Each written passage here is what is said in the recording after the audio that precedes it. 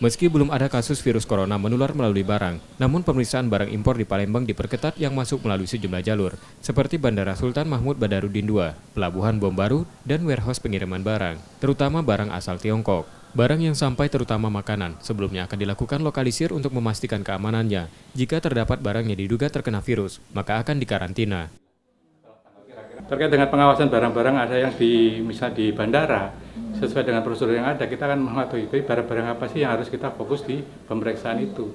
Misalnya yang gampang terjangkit membawa penyakit. Jadi itu misalnya yang sering ada yang kita lakukan biasanya terkait dengan makanan yang sifatnya basah, bukan makanan kering yang di packing seperti itu, yang basah itu betul. Jadi kita akan berkoordinasi dengan karantina dan BP POM. Antisipasi ini disebabkan hampir 70% impor sumsel didominasi dari Tiongkok, terutama untuk keperluan industri. Reski Oktora, Muklas Diferensial, Kompas TV, Palembang.